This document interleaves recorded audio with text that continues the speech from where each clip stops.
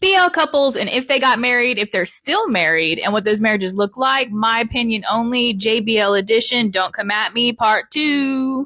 He doesn't need their marriage to last forever, okay? Because it doesn't matter if it lasts forever, if it ends tomorrow, he's still going to be obsessed with him, okay? He's still all about this. He does not need paper. He does not need ring. He needs nothing other than this one. This one has a live, laugh, love type of book about marriage hidden beneath his pillow that he reads every single night because he legitimately wants their marriage to last forever. He also takes them to therapy. Okay. They're going to therapy and it's good. It's fine. He is putting in the work because he loves this man and he kind of understands a little bit where he might be coming from about obsession. He's kind of starting to get a hint that maybe he shouldn't just put him on a pedestal, but he absolutely tanks the trust issue part. Yeah, they're going to do trust issue exercises and he's just going to like mask and pretend he is on board, on track. He's like, yeah, I'm totally fine with everything we're doing. But he's not. He's not fine at all. And then suddenly one day, this guy finally will get it. He'll finally understand, oh, we need to be equal. I need to love him and not be obsessed with him. But they'll be like 90. Okay. You know, it's past. And he's going to be like from his rocking chair, like, oh, finally, I'm glad you got here. Anyway, the grandkids are coming over soon. So let's get ready. This couple is a definition of matched each other's freak extremely well. One day they're going to be hiking with their friends up a mountain when one of those friends finally has enough courage to be like, hey, dudes, are you dating?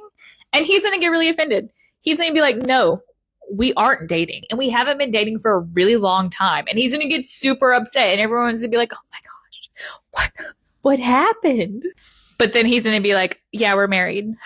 That's why we haven't been dating in a long time. We've been married for a long time. We got married on a mountain. We have a house filled with birds and marbles. We have some kids.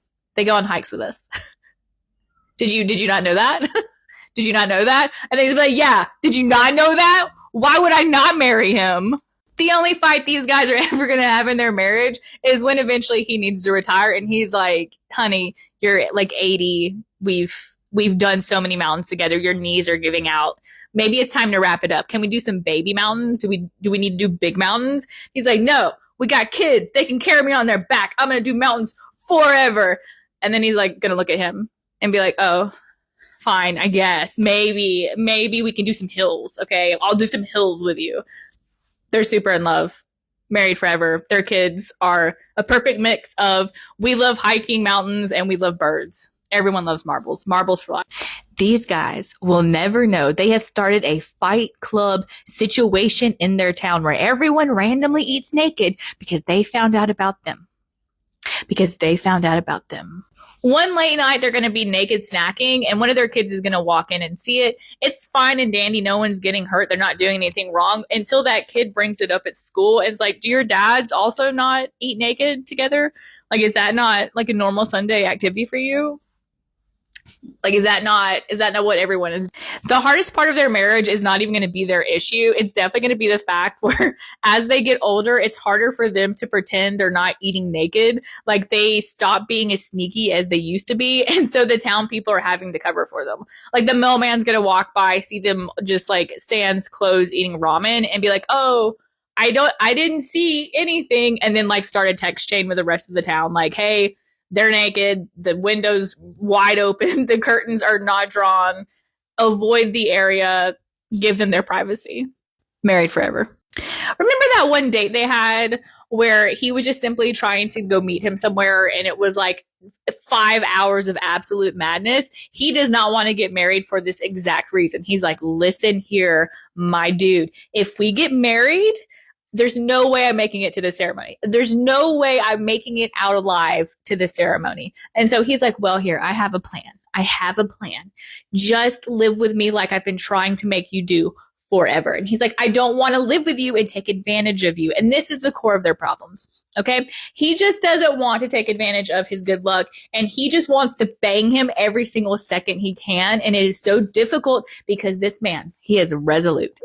He eventually drops it like, hey, if you don't want to get married, that's fine. But the second that he's like, well, we have been living together and with each other every single second of every single day, why don't we get married? He's like, okay, I have everything on speed dial.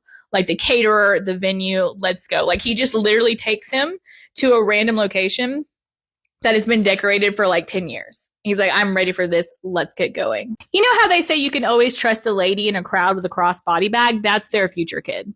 Like their kids are so prepared for anything and everything at all times because of this one. Like he keeps getting splashed with paint and falling into random like potholes that they have everything ever in their knapsacks. Also, they're always like on call with him. Like he's on a business trip and he's like, keep me on speaker while you take your dad to the grocery store because something's going to happen. And they're like, we got you, dad.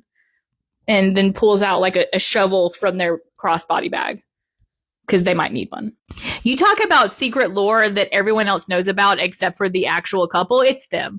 Like the entire business world and their company knows they're together, they're living together, and they're literally married, but they won't say anything because they're not saying anything. They're still going to matchmaking parties because they keep getting invited because their coworkers are trying to keep up appearances. But when there's like someone new in the group and they're like, hey, why are those guys like in the corner by themselves? Like, where is the lady? They're like, shh. Let them do their own thing. Back off, Mark. They have a really good marriage and it's a really spicy marriage and it's a really fun marriage because they are super in tune with each other. However, at work, they are so oblivious. They are so not self-aware because again, every single person knows that they're together. However, they will start to get slightly suspicious that someone might know about their relationship when someone flirts with him and he activates.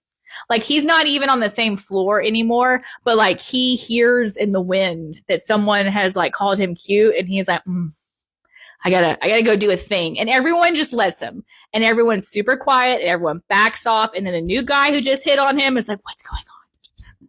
Why is everyone staring at me?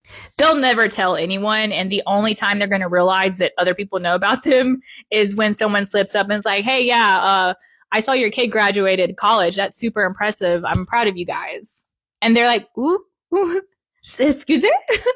Happy, healthy marriage. Kids are fun. They have an entire wall dedicated to pictures of him just holding random food looking very awkward. 10 out of 10.